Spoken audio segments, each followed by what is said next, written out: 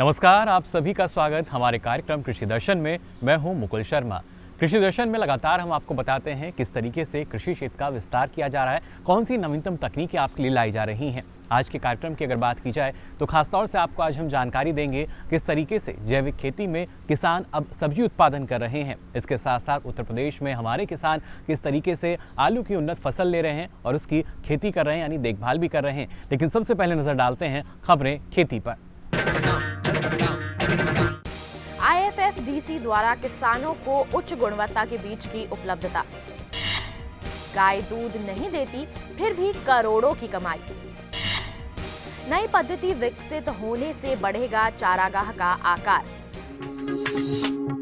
नमस्कार, खबरें खेती की में आप सभी का स्वागत है। मैं हूं आपके साथ अदिति शर्मा। अब खबरें विस्तार से। Indian farm forestry development cooperative limited यानी IFFDC द्वारा राष्ट्रीय खाद्य सुरक्षा मिशन के कार्यान्वयन में एक महत्वपूर्ण भूमिका निभाई जा रही है और इसी क्रम में वर्ष 2009-2010 में गुणवत्तापूर्ण बीज की उपलब्धता में वृद्धि करने के लिए IFFDC ने बीज उत्पादन कार्यक्रम प्रारंभ किया। इस बारे में अधिक जानकारी दे रहे हैं IFFDC के उप महाप्रबंधक श्री SC दीक्षित। IFFDC द्वारा लगभग 1,25,000 कुंटल बीज का उत्पादन कराया गया था। माननीय प्रबंध निदेशक ने निर्णय लिया है कि अगले साल इसका डबल उत्पादन किया जाएगा। तो इस वर्ष हमारे 2.5 लाख कुंटल की बीज के उत्पादन की योजना बना ली गई है। 2 हमारे नए संयंत्र हैं, एक मैगलगंज और एक ताखा नए चल गए हैं।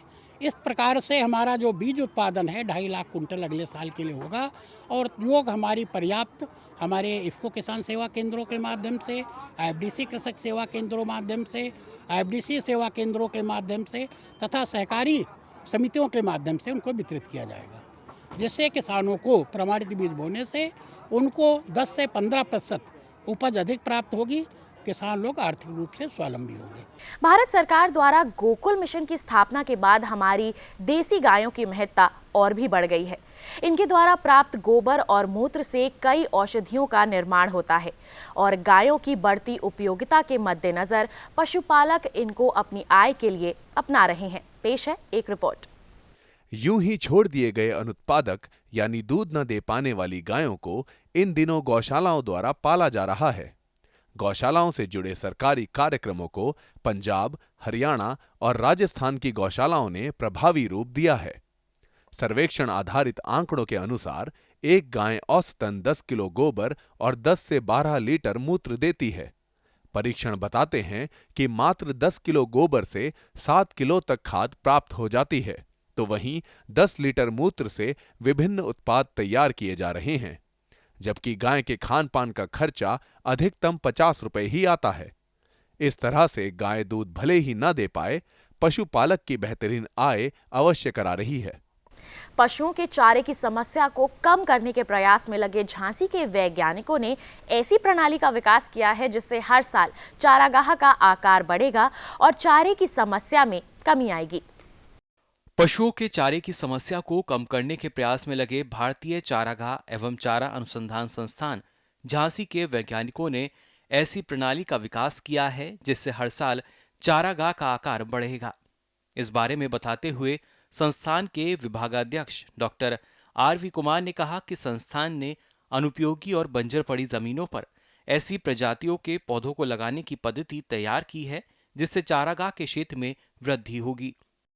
जो हमारी बैरन जो हमारे किसानों के लिए अनुपयोगी भूमि है, जिसमें वो धान गेहूं वगैरह नहीं कर सकते हैं, उस तरह के खेत में कैसे वो पूरे साल अपने चारा का उत्पादन कर सकते हैं।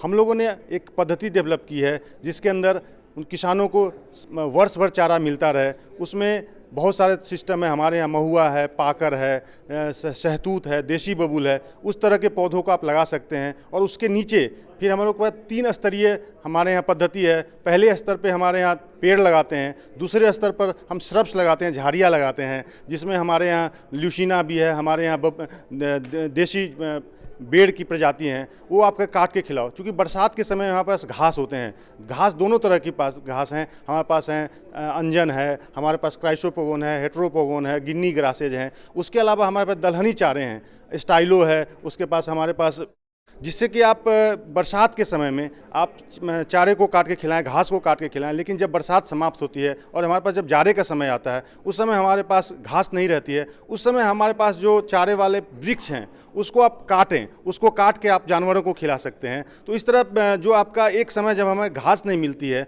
उस समय आप इन वृक्षों को काट के उसको यूज कर सकते हैं। और हम ये कहते हैं कि आपकी जो खेती वाली ज़मीन है उस पर ये न लगाएं। ऐसे बहुत सारे आपकी ज़मीन है जिस पे आप सब्जी नहीं लगा सकते हैं, धान गेहूँ नहीं लगा सकते हैं, उस तरह की ज़मीन पे जो बेकार पड़ी है, बंजर पड़ी ज़मीन है, उस तरह पे आप इन तरह को वृक्षों को लगाएं। खासकर जो आपके मेर हैं जिस पर आप कुछ नहीं लगा पा रहे हैं, उन मेरों पे इस तरह के वृक्ष, चारा वाली वृक्ष लगाइए, चारा वाली हमारे घासें लगाइए। और सालों भर आप आपके जानवर को, जो आपके घर में जानवर हैं, उसको इन तरह के चारा उपलब्ध करा सकते हैं।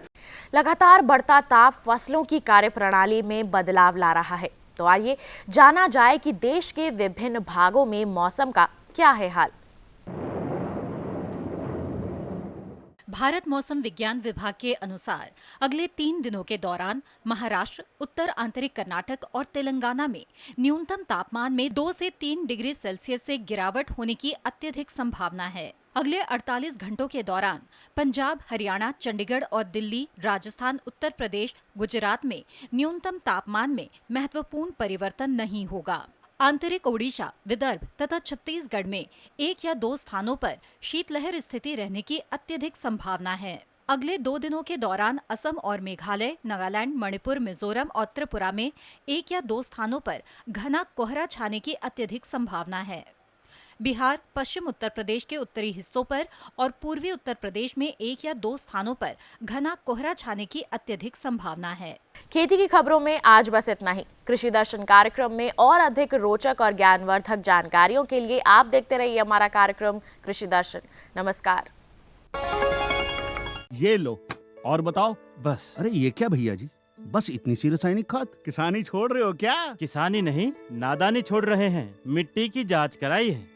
अब तो लालाजी जितनी जरूरत है उतने ही उर्वरक खेत में डालेंगे। हाँ किसान भाई आज ही अपने जिले की नजदीकी भूमि परीक्षण प्रयोगशाला में मिट्टी की जांच जरूर करवाएं और मिट्टी में पोषक तत्व, नमी व पौधे के विकास को देखते हुए केवल जरूरत के अनुसार ही पोषक तत्व डालें। और हाँ, मिट्टी में गंधक, जस्ता, बोरोन जैसे सूक्ष्म पोषक तत्वों का पता लगाना भी न भूलें।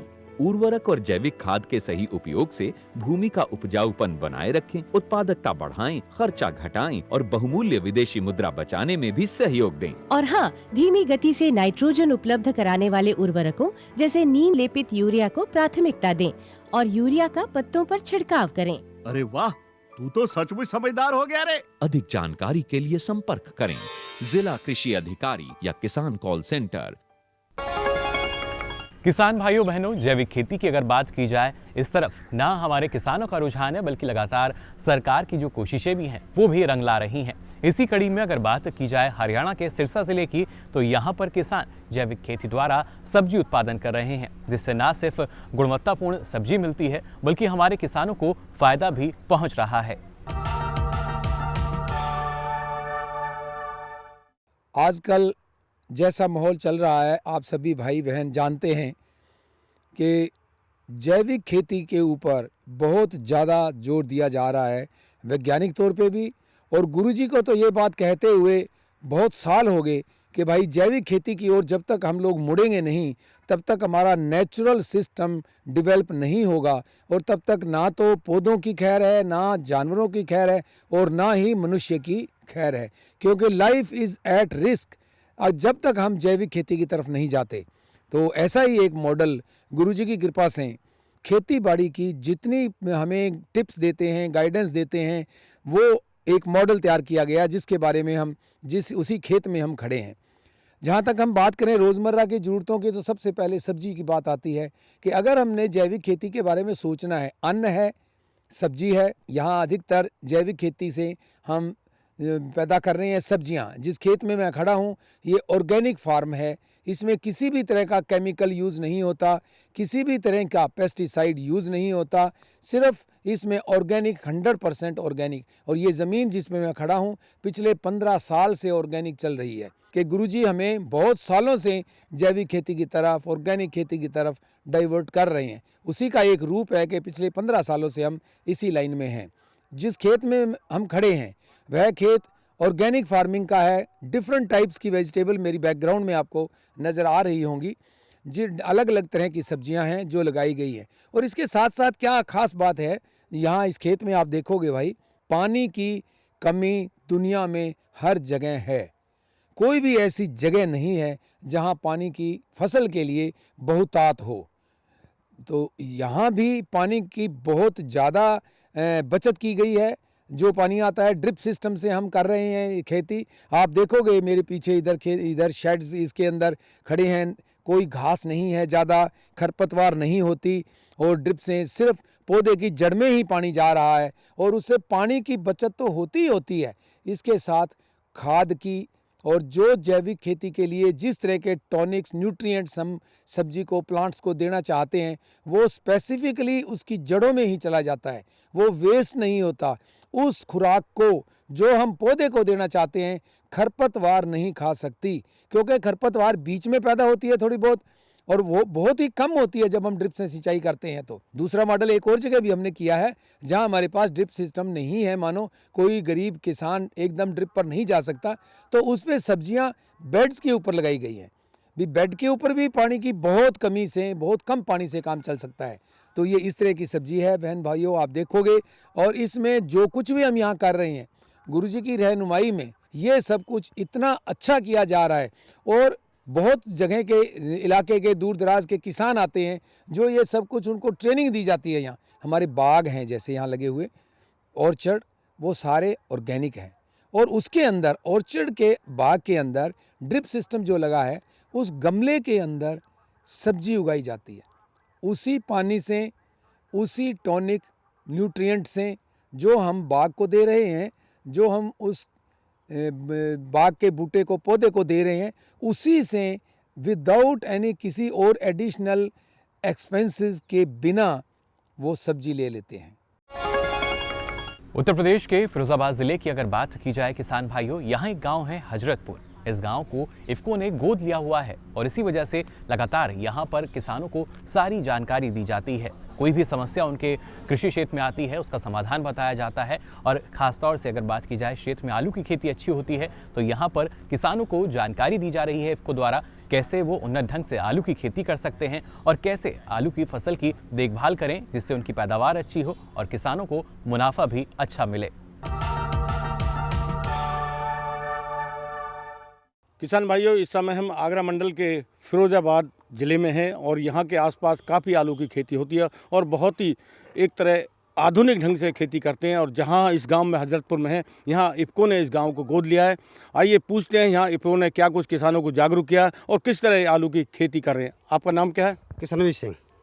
किशनवीर जी, जो आपके गाँव में हम देख रहे हैं काफ़ी दूर दूर तक आलू की खेती की जा रही है, तो आपने कौन सी किस्में लगाई हैं और इसकी नई जानकारी आपको कहाँ से मिली? आलू की वैरायटी हमारी 3797 है और हमने जो इसमें खादी लगाई का है वो NPK 16-12-32 है और जिंक इफ्को की लगाई है, सरफरी इफ्को की लगाई है हमने। और अब जलबिल्ले की वो छिड़काव कर रहे हैं, वो भी इफ्को आई है। और धुलाई की थी वो यामाटो से की थी, वो भी इफ्को की थी। हम टोटली दवा जो प्रयोग कर रहे हैं वो इफ्को की कर रहे हैं। और क्या क्या जानकारी इफ्को के जो अधिकारी आते हैं, जो वैज्ञानिक आते हैं, वो क्या क्या बताते हैं? अब उनकी जानकारी से ही हमने सब ये प्रयोग किया, सब जो किया प्रयोग, हाँ जो दवा प्रयोग कर रहे हैं वो सब इफ्को की, उन लोगों की जानकारी से हम कर रहे हैं। हमारा पूरा गांव ही कर रहा है। तो इस समय देख रहे हैं आपकी आलू की फसल बहुत अच्छी है। और तो इस समय कोई खाद वाद लगाते हैं कुछ? हाँ खाद लगाते हैं, यूरिया लगाते हैं। अच्छा। हाँ यूरिया लगाते हैं। और जैविक खाद भी? हाँ जैविक तो बुवाई के टाइम पे ही डाली थी इसमें। अच्छा। हाँ बुवाई के टाइम पे जैविक खाद डाली। तो इस समय कहीं बीमारी तो नजर नहीं नहीं नहीं, अभी तो निरोग ही है। खैर एक स्प्रे हो गया इसमें। अच्छा। हाँ, M45 का ये हो गई है। तो यानी कि अब जो इफ़को ने गांव गोद लिया, यहाँ के किसानों को जागरूक किया है, उससे फ़ायदा हुआ है? हाँ, अभी काफ़ी मात्रा में दिख रहा है, रिजल्ट तो बढ़िया दिख रहा है। आपका नाम क्या है? चरण सिंह। आपका गांव भी हजरतपुरी है? है साहब। तो चरण सिंह जी, सबसे ज़रूरी है, जिस तरह प्रधानमंत्री जी का अभियान है मिट्टी जांच, तो क्या आपने भी अपने खेतों की मिट्टी की जांच कराई? जी हाँ, कराई सर। अच्छा, कराई। कब कराई? ये कराई हमने, जो हमें मई में मिली शायद से। अच्छा, हाँ। तो कहाँ कराई थी? ये गांव में दी थी। यहाँ से हमारे इफ़को वालों ने हमें सलाह दी कि मिट्टी की सबसे पहले जांच मिट्टी की कराओ, उसके बाद फसल बोएं, उससे लाभ होगा जब उससे महसूस होगा। बाकी में हमें अपनी ज़मीन की हमको पहले से डाउट था। अच्छा। कि हमारी मिट्टी कुछ कीचड़पने पर आ रही है, खेती में मिट्टी कीचड़पने पर आ रही है। तो हम इफ़को वाले वो डॉक्टर साहब आए थे, उनसे हमने परामर्श किया। उन्होंने बताया कि आपके कीचड़पना आ रहा है तो इसमें वो कौन सी जिप्सम लगाएं। जिप्सम मिली नहीं, जिंक बताया, जिंक लगाया। लेकिन खेती जब बोई हमने आलू की नई वैरायटी बोई, बहुत अच्छी तरह उगके और बहुत खुशहाल खेती ठहरी है। तो और किसान भाइयों को आप क्या कहना चाहेंगे? किसान भाइयों से हमें यही कहना चाहेंगे कि जितनी इफ़को वालों ने जो कुछ बताया है उसे आप जो कहा है प्रयोग करें, उससे ज़्यादा फायदा होगा। यानी कि खेती के प्रति जागरूकता होना बहुत जरूरी है। हाँ, बहुत जरूरी है। आपका नाम क्या है? धर्मेंद्र कुमार है मेरा नाम। धर्मेंद्र जी, जो आप भी इसी गांव के हैं? जी। तो धर्मेंद्र जी, ये बताएं कि इस समय क्योंकि जनवरी शुरू होने जा रही है, ठंड की शुरुआत बढ़ती जा रही है, पाले के लिए आप क्या रोकथाम करेंगे? पाले के लिए पानी जल्दी जल्दी देना पड़ेगा सर। अच्छा। और 1-2 छिड़काव होना चाहिए इसके लिए, उससे पाला रुक जाएगा। और कोई बीमारी तो नहीं आ रही है? अभी फिलहाल तो कोई बीमारी नहीं है, फसल बढ़िया है? बढ़िया फसल है। तो आपको कुछ जानकारी इफ़को वालों से मिलती है? सारी जानकारी मिली है इस साल। मतलब मिट्टी की जांच हुई है और हरी खाद कराई इन्होंने, कई काम किए हैं ना। हाँ, और उसके बाद बुवाई के बारे में अच्छा बोला है उन्होंने। NPK वगैरह लगाओ, पोटास लगाओ, जिंक लगाओ, सब बोला है। वो इसी तरह हमने खेती किया है। यानी कि जानकारी मिलने का फ़ायदा हुआ? फ़ायदा हुआ है सर। आपका नाम क्या है? जी, विनोद कुमार। विनोद कुमार जी, आपका गांव भी हजरतपुर है? हजरतपुर है जी। तो हम देख रहे हैं आलू के जो खेत हैं काफ़ी अच्छे हैं। तो आपने आलू की बुआई में और अब तक क्या तकनीक अपनाई है? हमने NPK लगाई और नया बीज बोया और पोटास वगैरह और जो जिप्सम वगैरह जो सभी लगाई हैं। हमारे इफ़को वाले आते हैं, इन्होंने हमको जानकारी दी और उसी के आधार पर हम खेती कर रहे हैं। और पाले के लिए भी उन्होंने बताया है, और बार बार पानी नमी बनी रहेगी तो पाला नहीं आएगा और स्प्रे करनी है। तो अभी हमारी तैयारी चल रही है। इससे पहले क्या खेती करते थे आप? आलू की करते थे, पर वो पहले इतना रिजल्ट नहीं मिलता था। अभी अच्छा ऐसा महसूस हो रहा है कि फसल हमारी बढ़िया है, रिजल्ट अच्छा आएगा। बिल्कुल सही बात है, देखने में भी फसल अच्छी लग रही है और उम्मीद करेंगे कि आपको अच्छी फसल रिजल्ट अच्छा मिलेगा। किसान भाइयों, ये तो हमने किसान भाइयों से पूछा किस तरह आलू की खेती की है, क्या तकनीक अपनाई है और किस तरह वो जागरूक हो चुके हैं। लेकिन इफ़को ने गाँव को गोद लिया है, क्या कुछ काम किए जा रहे हैं और पूरे मंडल में कितने गांव गोद लिए जा रहे हैं, इसकी जानकारी लेते हैं। हमारे साथ हैं AN सिंह जी, जो पूरे मंडल के क्षेत्रीय प्रबंधक हैं। सिंह साहब, आज के कार्यक्रम में आपका स्वागत है। पूरे आगरा मंडल में आपने कितने गांव गोद लिए और उनमें क्या क्या काम करते हैं? वैसे तो हमारे सभी आगरा मंडल और अलीगढ़ मंडल के दोनों जनपदों में सभी मंडलों में, दोनों मंडलों में हमने हर ज़िले में एक गाँव ले रखा है। मगर हमारा ये मॉडल विलेज के रूप में हजरतपुर गाँव लिया गया हुआ है इस फिरोजाबाद जनपद का।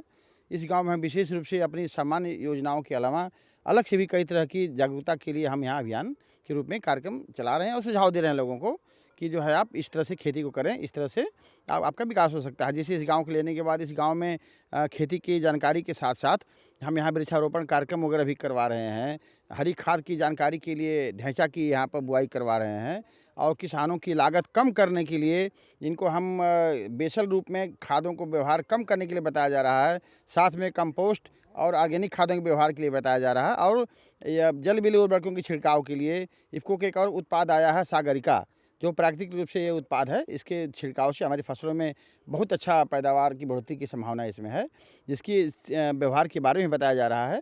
और इस गाँव के किसान इस चीज़ को अपनाने भी लगे हैं कि हमारे ये जल बिल उर्वरकों का, पहले हमेशा इस गांव में लोग DAP का व्यवहार करते थे। DAP खाद आलू के लिए खास करके उससे बेहतर हमारी NPK खाद है। DAP की तुलना में हमारी NPK बेहतर है, जिसमें 16% पोटास भी होती है। तो उस पोटास वाली फसल हमारे इसमें उर्वरक व्यवहार करने से इस गांव वालों को पहले की अपेक्षा फसल बेहतर मिल रही है, क्योंकि पोटास आलू के लिए अति आवश्यक है। साथ में 18-18-18 के छिड़काव भी करने के लिए बताया गया है, उसको भी किसान अपना रहे हैं। इस गांव में हम एक नई परियोजना के रूप में, चूँकि ये शहर से सटा हुआ गांव है, तो हम यहाँ पर मशरूम कल्टीवेशन के लिए गांव वालों को जागरूक कर रहे हैं कि आप मशरूम की खेती करिए। जिस समय में आपकी एक और कोई फसल नहीं होती है, घर में खाली बैठे रहते हैं, उस समय में आप जो है ये मशरूम कल्टीवेशन करिए। और सभी किसान तैयार हैं। हम अब मार्च के बाद अप्रैल से इनको उसके बारे में प्रशिक्षण भी दिलवाएंगे और उस खेती के लिए यहाँ पर हम नया कार्य शुरू करवाएंगे। इससे इनकी आर्थिक आमदनी में काफ़ी इजाफा होगा और सभी कई किसान इसमें आगे आने के लिए तैयार हैं, सहमत हैं कि हम मशरूम की खेती करेंगे। अभी तक इस बारे में लोग जानते भी नहीं है यहाँ पर कि मशरूम क्या होता है, खेती कैसे की जाती है। तो इनकी आर्थिक आमदनी बढ़ाने की, आर्थिक रूप से सुदृढ़ करने के लिए हमको इस खेती के लिए बढ़ावा देने की योजना बना रखे हैं। गाँव में एक तालाब भी है जिसके लिए जीर्णोद्धार के रूप में उसको हम जीर्णोद्धार कराने की योजना भी रखे हुए हैं, जो गांव चयन किया गया इसके अंतर्गत। तो उस गांव को हम जीर्णोद्धार कराने के बाद पशुओं के पीने के लिए पानी, आसपास के लगभग 150-200 एकड़ की हमारी सिंचाई के काम भी उस गांव से, उससे तालाब से किसान करेंगे अपना। ये सब योजना हमारे गांव में चलाए जाने की योजनाएं हमारी हैं और लगातार हमारे ज़िले के जो क्षेत्र अधिकारी हैं गाँव से लगातार संपर्क में रहते हैं और उनकी अपने बीच में जो कोऑर्डिनेटर रखा हुआ है, हर गांव की हर जानकारी जो उनकी आवश्यकताएं होती है उनको बताते रहते हैं। बीच बीच में खुद भी इस गांव में आकर के देखते रहते हैं कि उनके किसानों की क्या ऐसा कार्य किया जाए जिसकी वजह से उनका उत्पादन और आर्थिक आमदनी बढ़ सके। इस कार्य के तहत यहाँ पर विशेष रूप से कार्य इस गाँव के रूप में चलाया जा रहा है। सिंह साहब, आपने तालाब की बात की थी, तो तालाब में मछली पालन भी करने की कोई बात है? बिल्कुल बिल्कुल, वहाँ पर वो स्कूल के पास में एक तालाब है, वहाँ पर मछली पालन भी करवाएंगे और उसकी काफ़ी इंकैचमेंट एरिया काफ़ी बड़ी है। उसमें पानी जब आ जाएगा तो काफ़ी एरिया में सिंचाई भी होगी, मछली पालन भी होगा और जो पीने की पानी की समस्या है पशुओं वगैरह की गर्मियों वगैरह में, वो भी उसका समाधान भी हो जाएगा। सिंह साहब, जो गांव आपने हजरतपुर ले रखा है, गोद लिया है, और क्या इन गांव के सामाजिक विकास के लिए भी कुछ काम करती हैं? हाँ बिल्कुल, सामाजिक विकास के लिए गांव के महिलाओं को हम प्रशिक्षण भी अलग से देंगे, अचार मुरब्बा वगैरह बनाने के लिए। सामाजिक कार्यक्रम के तहत उनकी जो आवश्यकताएं हैं, स्कूल के बच्चों वगैरह के लिए बैग, प्लेट वगैरह, और इस गांव में वृक्षारोपण कार्यक्रम सामाजिक रूप से पर्यावरण के हिसाब से लगाने की योजना है। और कंपोस्ट पीट बनवा करके इनको हम देंगे, जो इधर उधर जो कूड़े करकट और गंदे फेंके रहते हैं उसको अपने मैनुअल पीट में डाल करके और उसको ताकतवर कंपोस्ट बनाएंगे। ये योजना भी इस गाँव में रखे हुए हैं, स्वच्छता को लेकर के, सामाजिक उत्थान के रूप में भी और उनके आर्थिक विकास के लिए भी तमाम तरह की सभी योजनाएं इस गांव में चलाए जाने की सब तमाम हमारी प्रस्तावित है सर। सिंह साहब, आज संचार क्रांति का युग आ चुका है और इफ़को भी इसमें कदम रख चुकी है, उसकी भी जानकारी देते हैं? बिल्कुल बिल्कुल, इसमें हमारे इफ़को का एक हमारा अंग है, इफ़को किसान संचार लिमिटेड। उसके माध्यम से हम यहाँ की गांव के किसानों को भी ये सिम देने के लिए प्रोत्साहित कर रहे हैं। कई किसानों ने ले भी लिया है यहाँ पर। उसके माध्यम से उनको प्रतिदिन 3 जानकारी खेती बाड़ी की आवाज़ के रूप में प्रतिदिन उनको 3 जानकारी आ रही है और वो जानकारी उसमें टोल फ्री नंबर है जिसके माध्यम से किसान चाहें तो उनसे स्वयं प्रश्न पूछ भी सकते हैं। सामान्य काल भी करते रहेंगे और स्वयं उनको प्रतिदिन वो सामयिक जानकारी, जैसे जिस समय के जो फसलें हैं और जो मंडी भाव के बारे में, पशुओं की बीमारियों के बारे में और फसलों के बारे में, मंडी के रेट के बारे में तमाम जानकारी उस पर संचार वाले माध्यम से हमको देते रहते हैं। किसान भाइयों, ये तो रही इफ़को की जानकारी, किस तरह हजरतपुर गांव में काम के विकास कार्य किए जा रहे हैं। लेकिन इस समय जो हमारी फसल लगी आलू की, उसमें इस समय क्या क्या काम करने हैं, तेवतिया साहब आप बताएं। इस समय जो फसल है, अभी मौसम आलू के लिए अनुकूल चल रहा है, लेकिन एक सप्ताह बाद सर्दी बढ़ जाएगी। उस समय कोहरा, पाला, जब इसका प्रकोप होगा तो लेट ब्लाइट, अर्ली ब्लाइट, ये दोनों आलू में लगने का खतरा बढ़ जाता है। तो इसके लिए सबसे ज़रूरी है कि आप हल्की हल्की सिंचाई 1 सप्ताह के अंतराल से आलू में करते रहें। जब आप हल्की हल्की सिंचाई जल्दी जल्दी आलू में करेंगे तो उससे जो है पाले का असर कम होगा। दूसरा, आप जो ये जलविले उर्वरक हैं, इनका स्प्रे पानी में मिलाकर 1.5% का घोल लगाएं। इससे जो है आपके पोषक तत्व ज़मीन से लेने की जो क्षमता बढ़ जाएगी। और आगे के लिए एक चीज़ का अवश्य आप ध्यान रखें, आलू में जो रोग रोधक क्षमता है वो केवल पोटास के कारण आती है। NPK 12-32-16 के साथ साथ आप अलग से पोटास खेतों में ज़रूर डालें। जितनी मात्रा आप फास्फोरस की डाल रहे हैं उतनी ही मात्रा पोटास की आलू के लिए ज़रूरी है, क्योंकि आलू ऐसी फसल है जो सबसे ज़्यादा पोटास का संचय करती है। इसलिए अगर जिस खेत में आलू में पोटास की मात्रा पर्याप्त पड़ी हुई होगी उसमें आप देखेंगे कि बीमारी अपने आप उसमें नहीं लगेगी और खेत निरोगी होगा, आलू अच्छा होगा, वजनदार होगा, चमकदार होगा, रेट भी बाज़ार में उसका अच्छा मिलेगा। तो एक विशेष बात ये रखें कि सबसे पहले हल्की सिंचाई और दूसरा, आप अगर 18-18 का स्प्रे कर लें और वो भी नहीं कर सकते हैं तो यूरिया का 1-1.5% का घोल का भी आप स्प्रे मारेंगे तो जो आप यूरिया ऊपर से बुरकाव करते हैं उसके मुकाबले आपको उसके परिणाम अच्छे मिलेंगे। और जो पत्तियों पर धूल या जो पाले का असर रहता है वो सब साफ हो जाएगा, क्योंकि जो पत्तियों के माध्यम से ही आपका पौधा भोजन लेता है। तो सूर्य की लाइट जब पौधे पर पड़ेगी तो वो उससे जो है भोजन अच्छी तरीके से बना पाएगा। इसलिए कुछ इन विशेष बातों का ध्यान रखें और विशेष तौर से आप अनावश्यक रूप से बार बार फंजीसाइड का प्रयोग ना करें, क्योंकि आलू के लिए बहुत ज़्यादा फंजीसाइड की आवश्यकता नहीं होती। अगर आपके खेत में बीमारी आती है तभी आप किसी फंजीसाइड का प्रयोग करें, वरना अनावश्यक रूप से आप किसी फंजीसाइड का प्रयोग ना करें। ये मेरा आप लोगों से अनुरोध है।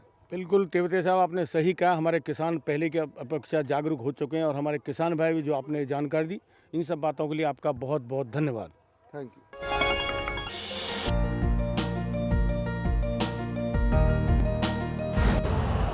यूरिया का स्वदेशी उत्पादन 70 लाख टन बढ़ाने के लिए 6 उर्वरक संयंत्रों का उद्धार किया जा रहा है। FCIL के गोरखपुर, सिंदरी, तलचर और रामागुंडम संयंत्र, HFCL की बरौनी इकाई और PVFCL की नामरू फोर्थ। सोने पर सुहागा ये है कि देश में अब बनेगा सिर्फ नीम लेपित यूरिया, क्योंकि इससे होगा किसानों का फायदा ही फायदा। अनाज का उत्पादन 10% तक बढ़ेगा। बढ़ेगी 10 से 15% नाइट्रोजन क्षमता।